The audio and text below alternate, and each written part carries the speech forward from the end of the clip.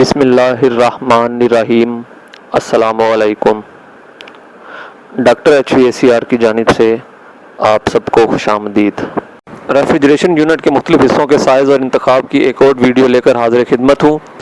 इससे पहले हमने रेफ्रिजरेटर के लिए कंप्रेसर, कंडेंसर, कैपिलरी ट्यूब और एवापोरेटर के मुख्तलिफ साइज़ देखे और उनका हमने मुशाहिदा किया।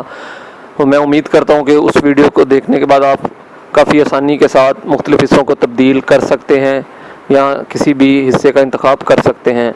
आज की इस वीडियो में हम डीप फ्रीज़र के बारे में समझेंगे कि डीप फ्रीज़र के मुख्तलिफ हिस्सों को तब्दील करना हो तो उनके साइज़ का इंतखाब किस तरीके से किया जाता है। आज हम इसको तफसीलन देखेंगे। डीप फ्रीज़र एक ऐसा रेफ्रिजरेशन यूनिट है जिसमें अशिया को लंबे अरसे तक महफूज रखा जा सकता है। क्योंकि ये रेफ्रिजरेटर की निस्बत ज़्यादा लो कूलिंग करने वाला यूनिट है और इसमें अशिया को ज़्यादा लंबे अरसे तक महफूज रखा जा सकता है। घरेलू इस्तेमाल के अलावा डीप फ्रीज़र का इस्तेमाल करते हैं छोटे पैमाने पर पहले हम देखते हैं 4 क्यूबिक फीट के डीप फ्रीज़र का हाइपर मार्केट्स में भी किया जाता है। तो आइए अब देखते हैं कि डीप फ्रीज़र के मुख्तलिफ हिस्सों का हम इंतखाब किस तरीके से करते हैं। यहाँ एक बात समझना बेहद ज़रूरी है कि डीप फ्रीज़र का साइज़ क्यूबिक फीट के अलावा लीटर में भी लिया जाता है, इसलिए यहाँ पर दोनों साइज़ मेंशन किए गए हैं ताकि समझने में आसानी रहे। और दूसरी बात, डीप फ्रीज़र में इस्तेमाल होने वाला condenser forced air cool condenser होता है, यानी कि ये पंखे की हवा से ठंडा होता है और इसको हम खुद से डिज़ाइन नहीं कर सकते बल्कि ये कंपनी की तरफ से डिज़ाइन शुदा हमें मिलता है। इसलिए जब भी कभी कंडेंसर को तब्दील करना दरकार हो तो डीप फ्रीज़र की कैपेसिटी के मुताबिक, उसके कंप्रेसर की कैपेसिटी के मुताबिक कंडेंसर को तब्दील कर लिया जाता है। तो आइए अब देखते हैं मुख्तलिफ हिस्सों को किस तरीके से हम इंतखाब और तब्दील करते हैं। सबसे पहले हम बात करते हैं 4 क्यूबिक फीट के रेफ्रिजरेटर की।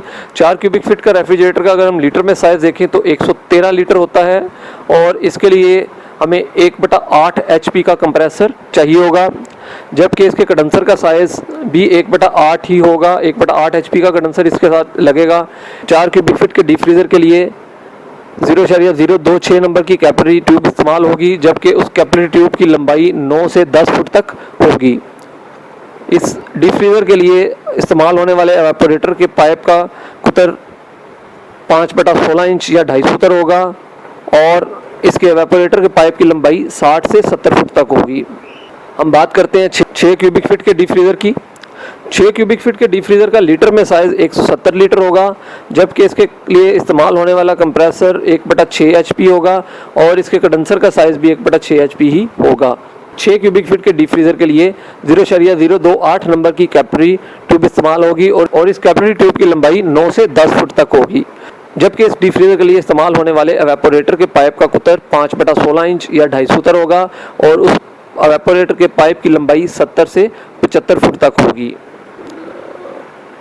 अगर हम बात करें 8 क्यूबिक फीट के डीप फ्रीज़र की, 8 क्यूबिक फीट के डीप फ्रीज़र का लीटर में साइज़ 230 लीटर होगा, जबकि इसके लिए 1/5 HP का कंप्रेसर और 1/5 HP का कंडेंसर इस्तेमाल होगा। 8 क्यूबिक फीट के डीप फ्रीज़र के लिए 0.031 नंबर की कैपिलरी ट्यूब इस्तेमाल होगी और उसकी लंबाई 9 से 10 फुट तक होगी, जबकि इस डीप फ्रीज़र के लिए 5/16 इंच या 2.5 फुट कुतर का पाइप एवापोरेटर के लिए इस्तेमाल होगा और एवापोरेटर के पाइप की लंबाई 80 से 85 फुट तक होगी। इसके बाद बड़े साइज़ के डीप फ्रीज़र आ जाते हैं 10 से 12 क्यूबिक फीट तक के। 10 से लेके 12 क्यूबिक फीट के डीप फ्रीज़र का लीटर में साइज़ 258 से लेके 340 लीटर तक होगा, जबकि इस डीप फ्रीज़र में 1/4 HP का कंप्रेसर और 1/4 HP का कंडेंसर इस्तेमाल होगा। इस डीप फ्रीज़र के साथ 0.031 नंबर की 9 से 10 फुट लंबाई वाली कैपिलरी ट्यूब रेफ्रिजरेंट कंट्रोल के तौर पे इस्तेमाल होगी, जबकि इसके एवापोरेटर के पाइप का कुतर 5/16 इंच या 2.5 फुट होगा और उसके एवापोरेटर की पाइप की लंबाई 85 से 90 फुट तक होगी। इसके बाद हम बात करते हैं 14 से 16 क्यूबिक फीट के डीप फ्रीज़र की। 14 से 16 क्यूबिक फीट के डीप फ्रीज़र का लीटर में साइज़ 340 से 400 लीटर तक होगा, जबकि इस डीप फ्रीज़र के साथ इस्तेमाल होने वाले कंप्रेसर का साइज़ 1/3 HP होगा और इसी मुनासबत से उसके साथ कंडेंसर भी 1/3 HP का ही इस्तेमाल होगा। इस डीप फ्रीज़र में 0.036 नंबर की कैपिलरी ट्यूब इस्तेमाल होगी और उस कैपिलरी ट्यूब की लंबाई 9 से 10 फुट तक होगी, जबकि इस साइज़ के डीप फ्रीज़र में 5/16 इंच या 2.5 कुतर का पाइप एवेपोरेटर में इस्तेमाल होगा और उसके एवेपोरेटर के पाइप की लंबाई 90 से 100 फुट तक होगी। इसके बाद आखिर में हमारे पास ये एक मुकम्मल चार्ट है जिसमें डीप फ्रीज़र के मुख्तलिफ हिस्सों की पैमाइश के ये तमाम खसूसियात तहरीर हैं। इस चार्ट की मदद से हम किसी भी साइज़ के डीप फ्रीज़र के किसी बुनियादी हिस्से का इंतखाब बआसानी कर सकते हैं और उसको तब्दील करने में हमें बहुत आसानी होगी। मैं उम्मीद करता हूँ कि डीप फ्रीज़र के मुख्तलिफ हिस्सों के इंतखाब और इनकी कैपेसिटी के बारे में आपको समझ आ गई होगी। अगर मज़ीद किसी किस्म की कोई मालूमात दरकार हो, कोई सवाल हो, तो आप कमेंट सेक्शन में पूछ सकते हैं। शुक्रिया।